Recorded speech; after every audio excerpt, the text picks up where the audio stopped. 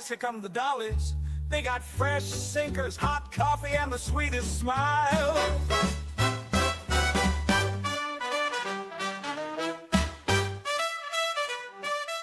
Okay, good morning, everybody. Welcome back. We're very happy that you're here to join us. Hello, everyone. Good morning. And joining us today in the Clubmobile is Dr. Katherine Landdeck, author of The Women with Silver Wings. Dr. Which I Kate, thank have you. right here. Yes. Dr. Kate, thank you so much for coming to speak with us and hang out with us this morning. We really appreciate it. Absolutely. Thanks for having me. I loved your book. Well, thank you. Just right off the cuff, I loved it. It was, Oh, good. I don't normally read on the bus because I'm always like, I'm going to miss my stop or whatever. And I came very close once or twice, but it was just, I loved all the stories because I loved that it was multiple WASP. Oh, and it was like their overall history, and there was just so much information, but I don't feel like we got hit with so much information all at once. Yeah. That makes sense. Oh, good. The Good. way I it read, appreciate that. Yeah. the way it read like a story from right from the beginning with Cornelia Fort and at Pearl Harbor, I was instantly sucked in. And I feel like I think it was the first book on the WASP that both Gabby and I read. So we weren't that well researched at the beginning of reading your book. So to be instantly sucked in like that and to want to be fed more and more and more, it is wonderful. We loved it. I spent most of my time annotating it so I could keep track of everyone's stories and everyone's names, and so I could Google them later on. I tried so hard not to spoil anything for myself by like going on my phone and be like, what happened to this person? What happened to this person? But yeah, it's wonderful. I spent many a late night reading it, sometimes 1 a.m. being like, put it down. Yeah, I got really sucked into it. You guys are making my whole week. This is so nice. I'm so glad. It was such a struggle to write in this style. You know, it was such a new style for me. And so to hear that it kept you on and that you cared about these women, that really means a lot. Thank you so much. We really did. I felt like we built somewhat of a friendship with every single one of them because you feel like you grow so close to the women that you write about. What was it that attracted you to the subject in general? You know, it's I've studied the WASP for 30 years, which is impossible when I'm so young, of course, but So are we, it's fine. yeah, no, I met one. I was teaching at a flight school in Tulsa, Oklahoma. I was teaching history and government. I had a bachelor's degree in history and went to an air show in Bartlesville, Oklahoma, and accidentally met one of them. I had never heard of them. I met Carol Bailey Bosca, and I had never heard of them, and I couldn't believe it. I was, watched all the World War II movies with my dad and had a bachelor's in history, and I taught at a flight school. I loved airplanes my whole life. I loved airplanes. Grew up in Omaha, so all the, Air Force planes flew over. And I met Carol, and I just couldn't believe that I'd never heard of her. And I wondered how different my life would have been if I had known that women had done that in World War II. You hear about Rosie the Riveter and nurses, but that women were actually pilots was just stunning. And Carol had given me her name and address on a little orange index card, which I still have around here someplace. And so I just started reading what I could about them, and there wasn't much out there. And that was it. And it just kind of stuck. That's beautiful. The fact that Yeah. you weren't aware of them and then to be given such a gift in a person to Yeah. meet one of them. So Yeah. I'm assuming that a lot of the stories came from word of mouth as opposed to just families. Were a lot of them still surviving when you started your research in Yeah. this? Yeah. So I was really lucky, compared to, works that are done more recently. I got really lucky because it was 1993 when I met Carol. And so these women were in their early 70s, and they Mhm. were they were very healthy. They were fit, they were athletic, they were going to air shows, they were doing all these events, they were having reunions, they were, cocktail hour every day kind of thing, and just a lot of fun. And I started graduate school and was trained to do oral histories. And so that's what I did is I would go to these reunions and go to these events and I would do oral histories with the women. I did oral histories with well over 100 of them. Um, and then follow up oral histories with people like Dora and Teresa and others that I got to know much better. I could do these more in-depth oral histories. And then there were others that were doing oral histories too. Texas Woman's University is the home of their archives. They were going out and doing oral histories a little differently than I was. I kind of got their whole life story, where some other people were just doing the war years. But so those things were starting to be gathered. But yeah, you know, I had events where I have pictures of myself with 30 of the women at a time that we would all be, we would arrange multiple tables at events, four or Wow. five tables. Um, it was just very fortunate to get to know them so well personally, and then gain access to their letters and their diaries and all of those things, so I could gather their story not just from their memories of the story, but their letters that they wrote at the time and their diaries that they wrote at the time. So you can get both of those perspectives. So yeah, I was just really fortunate to have actually known the women. For sure. That's We would love incredible. we would love to see some of the pictures you have if you're comfortable Oh with yeah, yeah. us seeing Happy them. happy to share. Yeah, happy to share. Perfect. Lovely. Yeah. I get the impression, and I think I got this impression way back when we spoke to Josie Pitts's daughter, Yeah. that these women were fearless through the rest of their lives. They Yeah. remained just fun and wanting to seek out adventure through their entire lives. She had mentioned that her mom went to Antarctica 3 times to visit the penguins in her later life. And Yeah. I said, they really just, nothing scared them. Yeah. They really were gung ho from the very start. Yeah. Nothing shied away from, they didn't shy away from anything, rather. Yeah, yes. So this is a very distinct personality Mhm. that is going to apply for this program, right? I mean, they've grown up in this golden age of aviation of the 1930s, right? Several of them told me stories of Charles Lindbergh, right? In 1927, he flies across the Atlantic and then he did a tour of the country up and had parades. A woman talked about in Tulsa, her dad took her to see Charles Lindbergh in the parade that they had. So they grew up with Amelia Earhart. One of the women who was at Pearl Harbor, Betty was there when Amelia Earhart took off for her, Hawaii to Oakland flight. And they were immersed in it and they were passionate about it, just as so much of the country was. But then they had that extra bit of personality that they were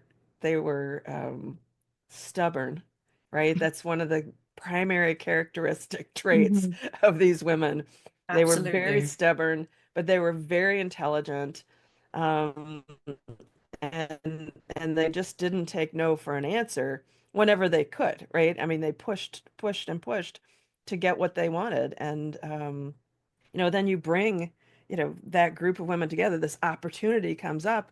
25,000 women applied for these programs, and only 1,830 got even into the training. So you think about women of that generation, and we have these ideas about them, but 25,000 wanted to be in this program, and we only end up with 1,102 that walk around with their wings, but that suggests the personality of that whole generation is maybe a little different than we think. But yeah, these women were so many of them were athletes, right? They played tennis, they played golf, they snow skied. Teresa James, won ice skating competitions. They just they were a special breed of woman, that's for sure. They really were. And I feel like in some ways, that was reflected in both of their leaders, both in Jackie and in Nancy. We would love to ask you about their relationship. Yeah. I feel like your book is one of the only ones that sort of delves into the fact that it was more on a rivalry side as opposed to a respected friendship. What were your first thoughts when you read about those two together? Was it sort of oh, they respected each other, or was it instantly these women did not get along? Yeah. Well, I think that's interesting because that's a piece that amongst the WASP, the women themselves got brought up a lot. You were either for Nancy or for Jackie, right? Kind of thing. And I talked to Mary Lou Neal, one of the women who knew them both very well. She knew them both before the war. She sat me down and she's like, Katie, you've got to talk about these women, and it's not just a rivalry. It's not just women who can't get along. Don't say that. Don't say that. And she was right. They did respect each other. They were both good pilots. Um, and they both had different paths, right? Nancy did a lot of the test flying and the business side of it. And Jackie was more about the accolades, right? She did air racing. She worked with the prominent airplane developers of the day. So they both had their own path, but they did know each other before the war. And that was one of the things the paperback has more information in the footnotes than the hardcover because I found a piece of data that they did know each other before the war. They both belonged to a club in New York, an aviation club, Mhm. and it was a personality clash, right? So it was kind of old money, new money, Mm. kind of thing. Uh, um, so they had the same mission of getting women to fly and to support the war effort. They had different ideas about it. Nancy thought it should be a smaller, more controlled group. Jackie wanted more people to be able to do it. Um, but they had cooperation. You know, they figured out which of the trainees should go into the Fair Command and which shouldn't. The scene that I loved the best, and I got it confirmed. The thing about nonfiction is you can't make anything up, and it's so frustrating sometimes. But everything that's in that book is corroborated by the rule of three, right? I find three different sources that can prove that it really happened. And the story of, Nancy having chickenpox and Jackie helping her with her makeup before they went on for an event. Jackie, of course, had her own makeup company. And that moment of just kindness between two women, I think shows how complicated their relationship was, Right. right? That they could Yeah. have these differing views, these differing personalities, but similar goals, and then have cooperation and kindness. Just shows how complicated women's relationships can be, Mm. for sure, especially when they're both ambitious. And that's the thing that drives me nuts about Nancy's story is so many people say, "Oh, Nancy was so classy and so, oh, Nancy, Nancy." And Jackie was tough. It's like Nancy was ambitious and she made things happen and she went through the back door sometimes to get it done. And I think it just often undersells who Nancy Love was. She was very complicated.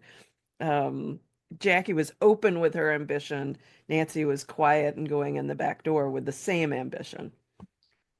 I think we've kind of dubbed them two sides of the same coin. Yeah.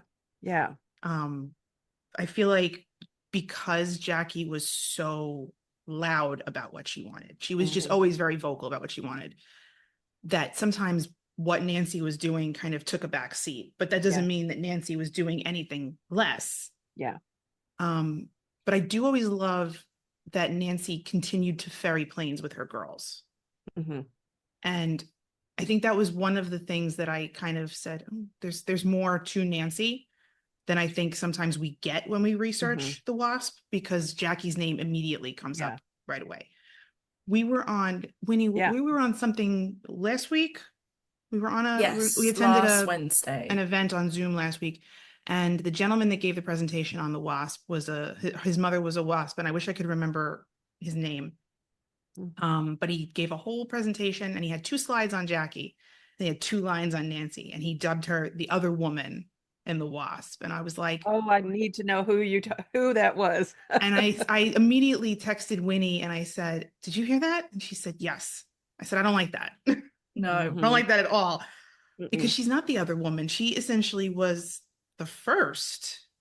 And then Jackie came back from the ATA to Well, she was blocked from coming Yeah. back, she was right? I mean, it was a mhm, parallel thing, and that's the story of Nancy getting, getting the newspaper headlines first and getting those ferry mhm, commands in first. There really was subterfuge. There really was activity behind the scenes of, you know, getting signatures on papers while General Arnold was out of town to make it happen. Kind of, there really was trickery, mhm, which Jackie always claimed, and I always thought Jackie was paranoid, but she wasn't. I found the smoking gun, and Nancy and her allies in the military really did try to force Jackie out, before she even got in. So they really did start at the same time. Jackie was starting the recruiting immediately at the same time as the ferry mhm. division. But yeah, you can't call Nancy the other woman and set her aside. No, Really can't. they both were needed. They both made it happen. And I like your analogy of the 2 sides of the same coin. I think that's very, very fitting. I think we also theorized that in some ways that Nancy was I feel like Nancy was more comfortable and more set in her ways, Hmm. whereas I feel like Jackie had to be so outright and, bounding into places because she was new money and that could be taken from her at any moment. Hmm. I know that she had 2 biographies, and we've had a couple of sources say that a lot of it is not really telling the truth. Hmm. Did you find anything that didn't corroborate while you were researching for your book? Yeah, so Jackie did her Stars at Noon in the 50s. The idea is that Floyd, her husband, actually wrote it. Um, Oh, but with her. But there's a really good biography by Doris Rich on Jackie Cochran. I don't know if you guys have found that one. She's an academic. It's I published think I in, saw that one. I've yeah, seen it's that one pub at the Museum of Flight here in Seattle, and I keep going to buy it, and then I'm like, no, I need to get something else. yeah. But I've seen it. Yeah, yeah. Well, Doris is a good academic and found the sources. And then there's a book. I'm looking at my bookshelf here to see if I can see the title. By one of Jackie's nieces called Superwoman or something like that. It's very thin, not quite self-published, but close.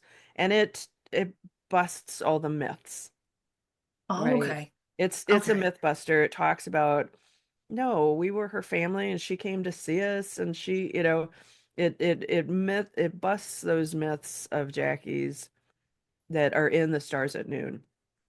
And then Mhm, Doris Rich's book kind of takes those and delves into divorce records and birth records and things like that. No, Jackie actually had a son, when she was and got married when she was 14, and those kinds of details that Jackie just leaves out of her "I'm running for Congress" book. Um, right? That is really what it is. Like from yeah, reading the first couple of pages when Yeah, I've been browsing, I'm like, oh, this isn't this is for something completely different than yeah, I am looking for. yeah, Yes. yeah, yeah. And she had a mythology around herself. Some of it she believed, some of it she didn't. But she came from nothing. She was so Hmm. poor. And for her to land where she did, even if she hadn't met Floyd, she was doing very well for herself. But then, you know, marrying the richest man in America never hurts your ambitions. Yeah, it's mhm, gonna do good things for you yeah, in the Yeah, long run, I feel. yeah. yeah, You're gonna get a boost somewhere. Yes, You're gonna absolutely. get a little kick somewhere. yeah, Um, when you came to write about the militarization of these women, yeah. sort of realized that Jackie didn't involve herself Hmm. in all of that. Was that a case of embarrassment, or was that just poor health due to all the health issues that you also describe? Yeah, yeah, no, I think so. The fight for militarization starts actually in the 60s, right? Teresa James is starting to write Yeah. letters and things like that. And she went to Jackie in the late 60s and early 70s and said, "Hey, I'm doing this. Will you help?" And Jackie said, "If I couldn't make it happen, you're not going to be able to make it happen." So that was part of it was, I had and she was right to think that a little bit because she had all this influence at the time and power, but I don't think she quite understood the changing politics of the Mm, 1970s, right? Mm, 72 is when the Equal yeah. Rights Amendment yeah. is passed, even though it doesn't get ratified. It changed things. Um, I think her health was definitely an issue. She was dealing with things with Floyd, with herself. Um, and she just didn't have any reason to do it, right? She'd made her way. She didn't think there was any real benefit, and she was never one to tie herself to what she thought was a losing cause. Mm, Two, she didn't really think women should be in the military um, in a non-emergency, right? She actually testified against women Yeah. being admitted into the Air Force Academy, which the women who I know who went into the Air Force Academy in the 70s can't believe, that this great Jackie Cochran would do that. But right. you know, she I think her ideas shifted over time as she got older and more melancholy. Sort of made it more And difficult I for think they everyone were else, really. somewhat Yeah. consistent as well. Yeah. Yeah. Yeah. Jackie was complicated. It really was. She was a She was. That's, difficult woman, would we? I don't know, not difficult. I You think know, I wish I'd known her. mm, Oh, yeah. she seems like the kind of person you would want to sit down with and just ask, right? Just Yeah. why, what was your why and what was your, Yeah. you know, your how at all of this, because I get the impression Yeah. that she was, at Yeah. some point, I get the impression that she was scared because she was new money, right? And new money could be taken from you at any time. And I think she was always the Yeah. impression or the vibe I kind of got was that she felt like she needed to continue to claw her way through and claw her way to the top because something could be taken from her. Whereas Nancy was kind of born into money and she lived through the depression and she lived through having to give up her education and she knew what could be taken and how to adjust herself, I think, accordingly. Whereas I think Jackie refused to fall flat on her back again and be that dirt poor. And you can't really blame her in a way for Right. wanting to Right. continue to push and push and push every door open. Mhm. Well, and I think it's part of your character, right? Is to I don't know if she was afraid of losing money or not. I don't know. She actually did lose a lot of it, right? They had to downsize a ton Mm, towards the end of life, but right. I think it was just that desire to be seen and to be respected, right? That kind of, no, I am smart. I am a Hmm. great pilot. I am worthy of being respected. And anyone who didn't respect her or show her that kind of um, recognition, she was going to prove it to them, right? That she deserved to be where she was, that she earned it, that she really was that smart and that good. Um, and she was liked by a lot of people. There was a lot of people who didn't like her, but a lot of people really liked her. Um, well respected as a pilot for sure. And I don't know. She was interesting. She was interesting, For right? sure. Yeah, absolutely she was.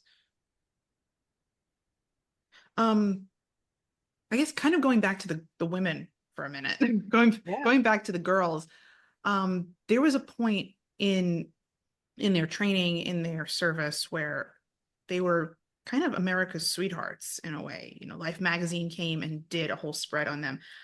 I actually just found a copy of that magazine on eBay, and it was sitting on my front door last night when I got home from work, and I said, "Oh, perfect Yay. timing, right?" Yeah. Special delivery. It's an incredible article, and they really were loved by so many. And then all of a sudden, with the beginnings of the not the demilitarization, the disbandment and the announcement of the disbandment of them, of the WASP, America sort of just really turned on their heel and turned their backs on them.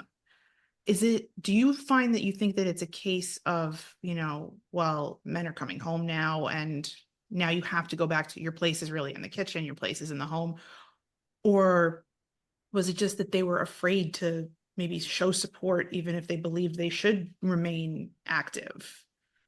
I think so. I think a couple of things. I think you get to see these waves of support for women in World War II. And the WASP are a great example of this, right? Where they get this great publicity, they get the Life magazine spread, which is a phenomenal spread. And it's funny, my initial draft of my book was 300,000 words, and the one you have in your hand is 108,000. So yeah, it was really depressing. Took a lot out. Wow. It was really hard. I'm embarrassed to say that I wrote that much, but then I'm like, oh my God. But there's you know, I've got a whole, multi-page scene about Life magazine coming and taking their pictures and um, the whole experience. But this idea of getting that great publicity, and that encouraged more women to apply, right? Some of the women in the lit kind of things.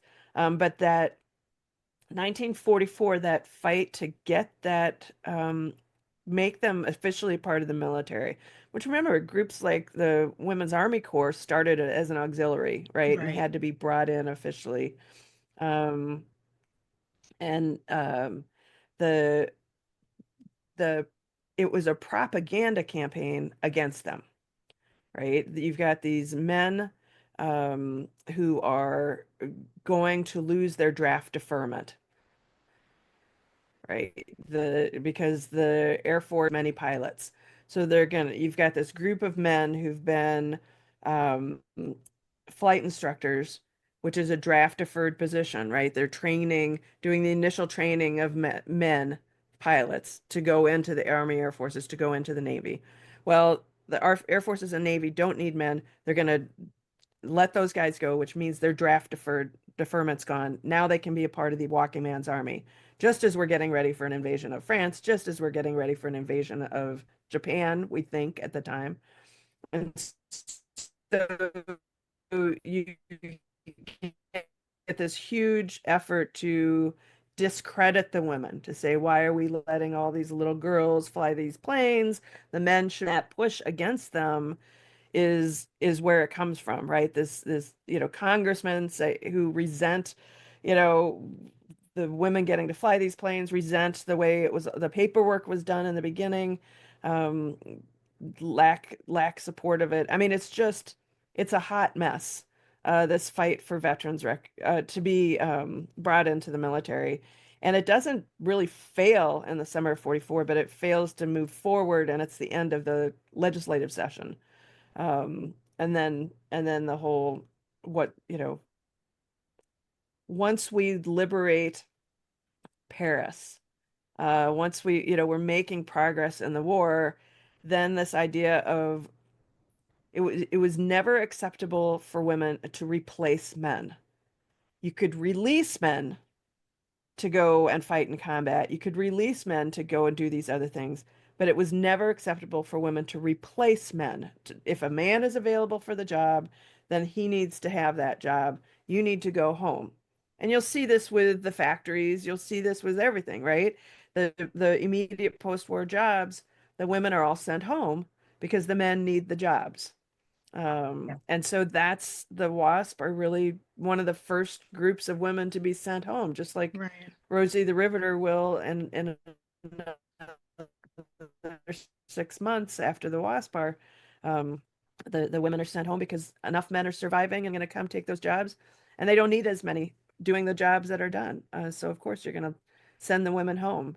And the American public in December of 1944, they got some publicity. Bob Hope sends letters out saying how great these women were because he had flown with them Right. and all of these things. But in reality, they get disbanded in the middle of the Battle of the Bulge, right? People aren't paying attention to these, women pilots. Who are these women pilots? I don't care what's going on in Europe, right? What's going on in Japan? There's Right. there's so much going on that they just get forgotten, right? They just get pushed aside. And then, of course, they have to go home in the middle of the Battle of the Bulge when the war is still ongoing and say, we're not needed anymore. It was very emotionally very difficult time because they were really doing something for the war effort, and then they were told they weren't needed anymore.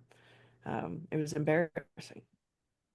And then they had to make their own way home and pay their own way home and go home and tell their families that I was doing this really amazing thing. And Yeah. I think, Gabby, we've discussed that they got to a point where they stopped saying they were flying because They a lot just of, said they took like defense jobs and that they couldn't speak about it Right. I because think yeah. it's they so were those stories sad. It get, was sad. I yeah, wouldn't even say embarrassing. those stories get mixed, right? Hmm. So General Arnold said you can take a plane or fly a military plane to as close to your home as possible, right? So all the WASP across the country at all the different 200 and some bases they were at, they could, if there was a military plane going close to their home, they could fly on it close to their home. Hmm. But it depended on the base commander whether they got to do it. One of my friends, Shootsy Reynolds, the one who actually made these banners, she she got flown to Las Vegas, and then the guy's like, "Oh, the plane's broken." He wanted to spend time in Vegas, and she had to hoof her way all the way to Yes. Pennsylvania.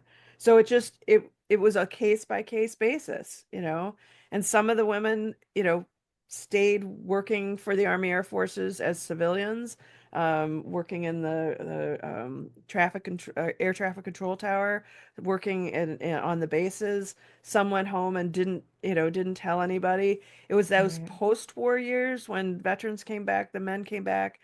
It's like, oh yeah, I flew the B-25 too, that they'd be shot down at the parties, and so they just stopped saying what they'd done because nobody wanted to hear the story. And some of them were like, look, these guys flew, combat missions. I'm not going to sit and tell them about how I did, engineering test flights over Tulsa, you know. Right. So a lot of them just didn't talk about it. And then you get busy, you have kids, you don't talk about who you were before, or if you're working full time, your coworkers don't care about what you do, what you did 5 years ago, 10 years ago, who you were, what you did. Were you an athlete? Were you whatever? Nobody knows. Nobody asks these questions. And so they just all moved on because they had all done something for the war. So they Mm. just stopped talking about it. And it's funny when I met a lot of their kids in the 1990s, some of them were like, yeah, I didn't know until I was 35 that mom had flown airplanes in World War II. And I didn't, because they just not talked about it. I think that was mentioned in we watched a documentary recently with you in it.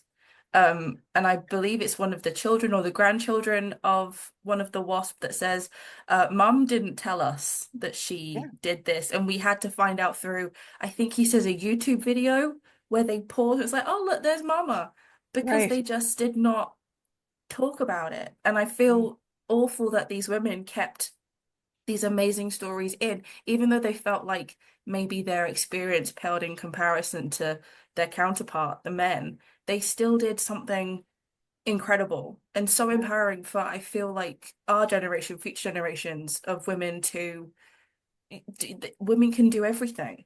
Yeah. Oh, And I feel like I feel bad that they had to keep that quiet yeah. hmm in a way, Yeah. I just didn't think anyone would care.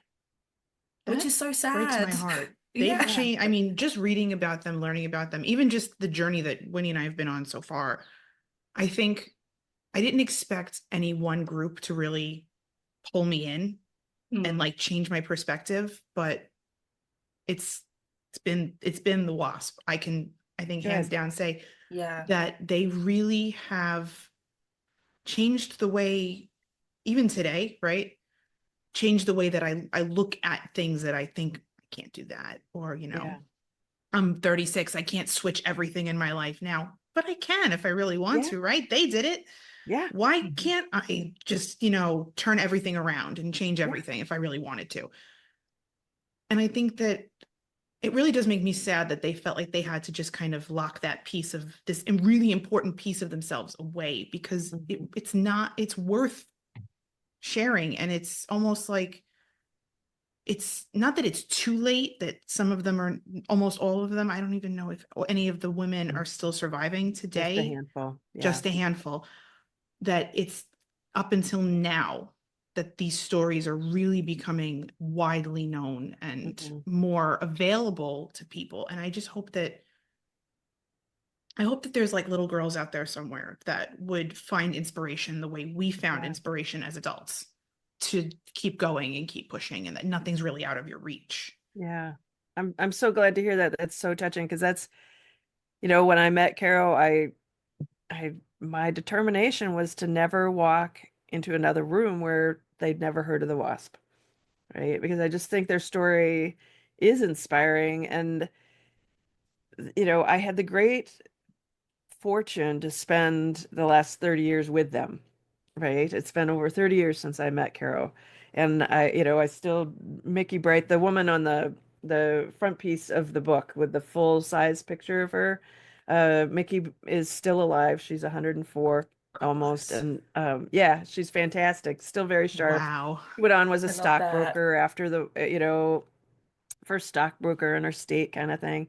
Just fantastic. And it's like people should know about these women because, as you said, it gives you the sense that you really can do something. And that's partly why I wanted to, a third of the book isn't about the war. And that was really controversial. I had different publishers who wanted, you know, it took me a long time to get this book out because I kept adding research to it and stories. And I had one publisher who just wanted, several actually, who just wanted the war years. And I said, no, it's important to get that middle period, that what happens after the war? What happens after you've achieved this great thing and you can't do it anymore? And we all do that, right? When you leave school or you have a great, I was a soccer player in college. It's like, and then I wasn't anymore. And what do you do, right? Or I talk to a lot of retirement groups, people who are newly retired. It's like, okay, you identified as a teacher your whole life or as a, whatever, and now you're not anymore. What do you do next? Veterans, they come back, they're out of the military now. What do you do? You have to reinvent yourself. As you said, you're 36 and maybe I want to do something else. You can. And that's partly why I wanted those middle years of the WASP. I could have skipped to just their fight for veterans recognition, but it's like they had to recreate themselves in those middle years, and they weren't allowed to fly military planes anymore. They weren't allowed to be hired for the airlines because they were women. Right. And they found other paths. Some were able to keep flying, some weren't. But you can still have a full life, even if you don't get exactly what you want. And Mm. if you don't like what you're doing, change. And I think that's the lesson they tell us, in life. And this is kind of a longitudinal study, a group biography. It's just they've taught me so much as a human being about how to be in life and how to, think about life. And so I'm really touched to hear that they had that impact on you of I can do things. And you should. You get this one precious life and Yeah. you do what you will with it. And don't sit at the end and wish and that's the lesson they've taught me is to do what you want to do, and there are no rules. There are no have No, tos, That's absolutely the not. beauty of it. There's no right? Yeah. rules. Right? That's what they show us, right? From the beginning. Yeah. No, you can't fly. Well, yes, I can. Right. No, you And I can't will. own your own business. Yes, I can. No, you can't. Yes, I can. Right? That's the life that you aren't veterans. Yes, we were. they fight. And, we had to fight to get them into Arlington. And now they're being removed from Department of Defense websites. And so we're going to fight for them to make sure they're not forgotten again. Because that's what happens is they're not, there's some films and books out there that say they were classified and top secret. And no, their paperwork was all declassified in the 50s. I've got it all with the stamps. They were just forgotten. They weren't hidden. Yeah. They weren't, they were forgotten. And that's worse, right? Yeah. That's Yeah. worse, is that they were forgotten. And so I'm really glad you guys have joined the cause to not let We're them be very forgotten. we're Yeah. very happy to be a part of it, and Yeah. we as excited as you could be in a situation like that, we're excited to be along for the fight this time. Good. Yeah. Good. We Do you are. have a favorite WASP story? Ours is the B-29 story that we've mentioned a couple times so far in our previous couple of episodes. Do you have one that you heard from a WASP herself, or do you have one that you heard, through your own research? Yeah. I think the B-29 story, of course, is the best. And I had the great fortune to know Dora pretty well. And and I knew Paul Tibbets, who was the pilot of the Enola Gay.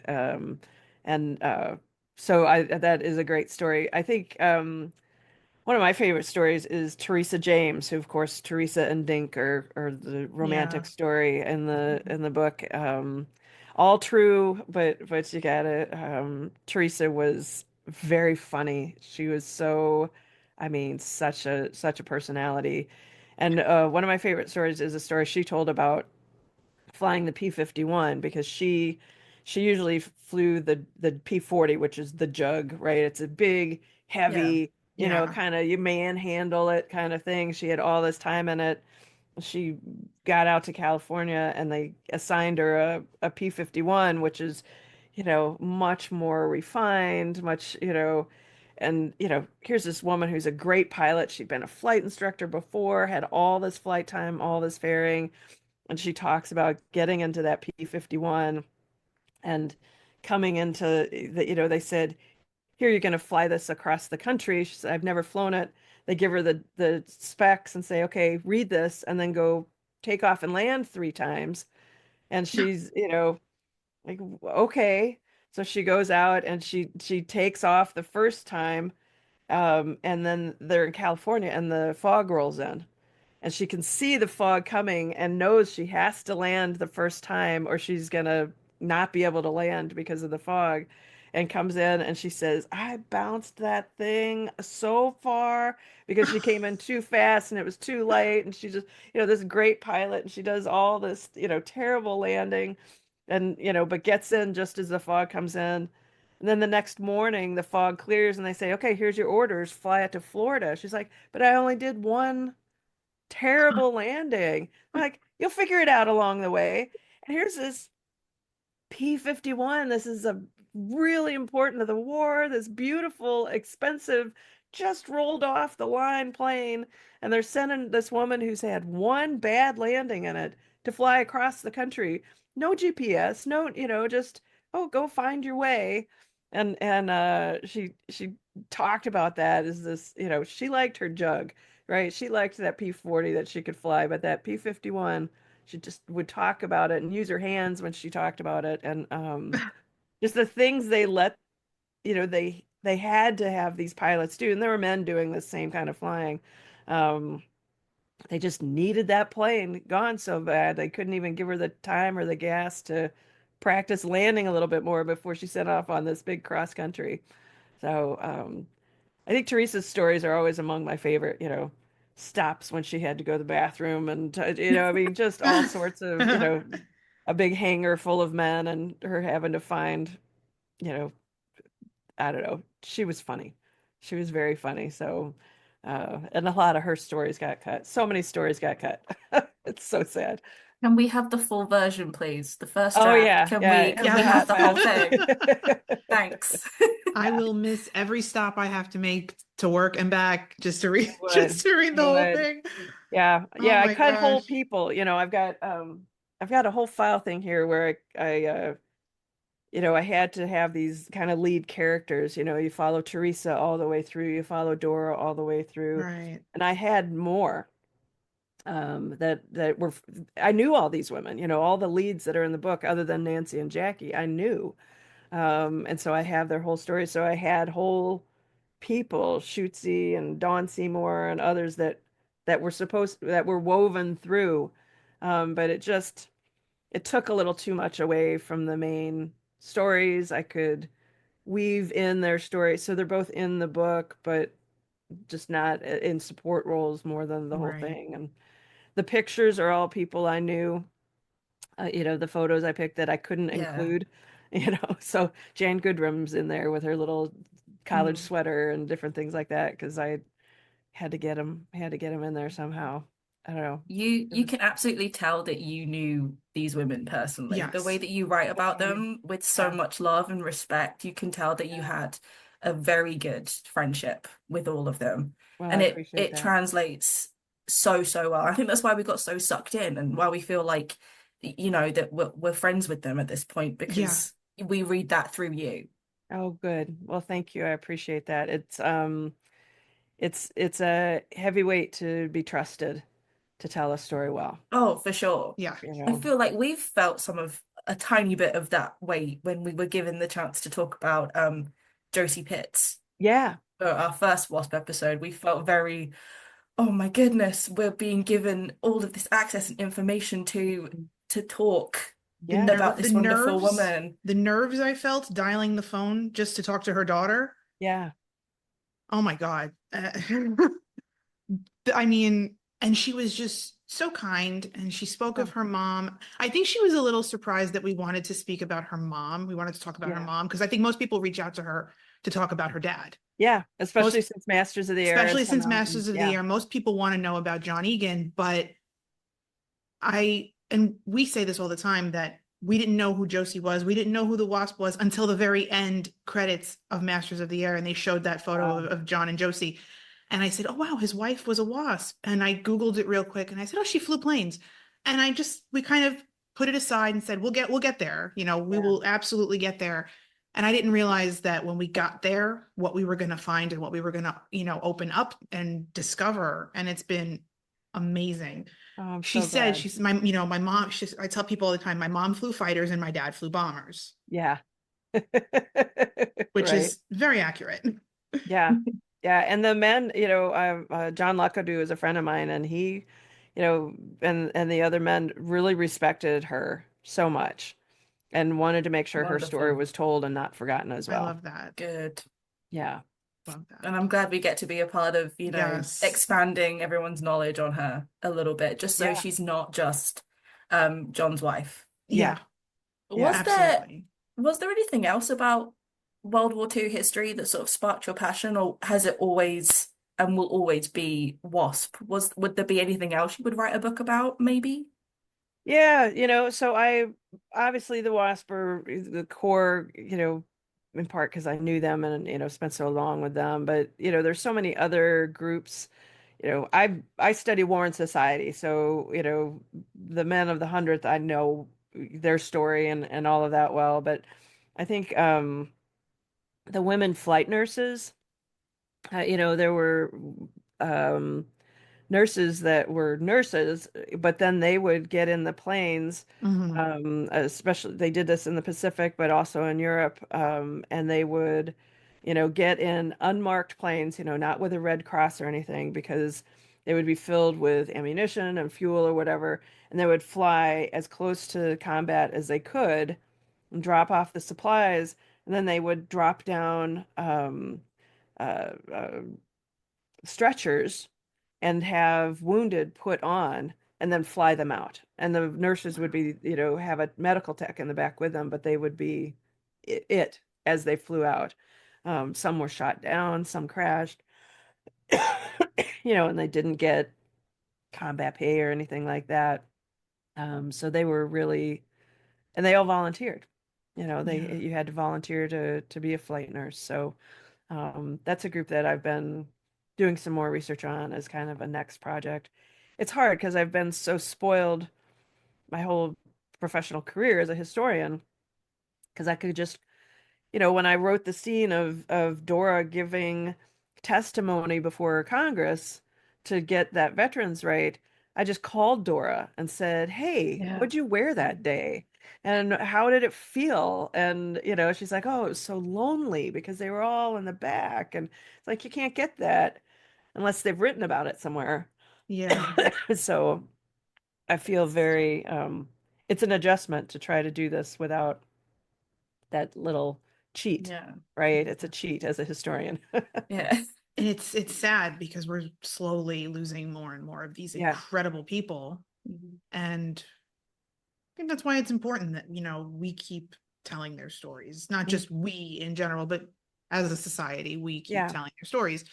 Because until you stop saying their name, I don't truly ever believe that they're gone from Yeah. history.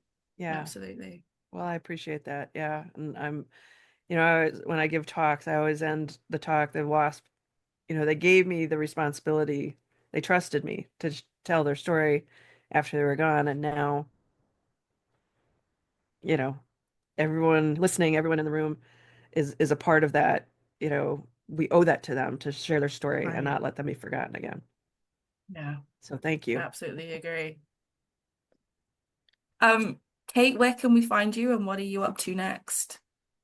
I'm actually just keeping on, right? And doing more documentaries and looking at different things. And I'm actually going to Denver next week to the Women in Aviation Conference. You guys should think about attending that sometime.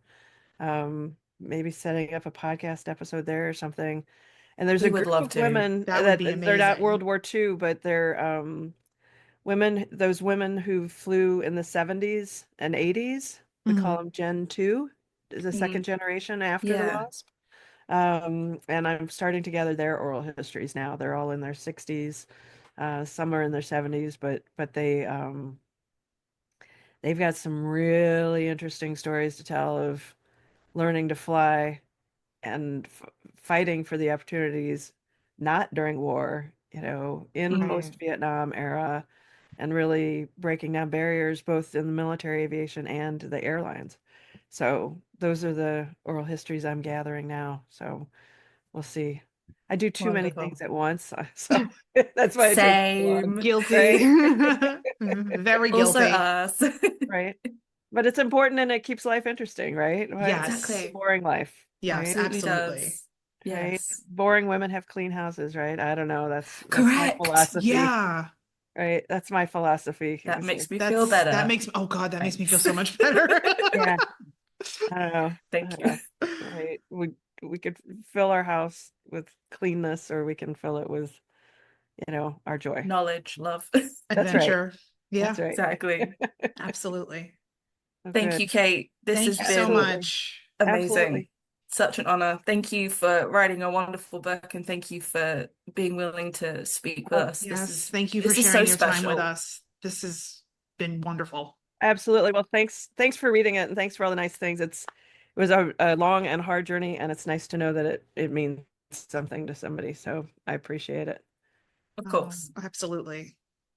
Thank you, Kate. All right. Thank Well, thanks you. so much. Keep in touch, okay? We Will will. do. Thank Okay. you. Bye-bye. Thank you.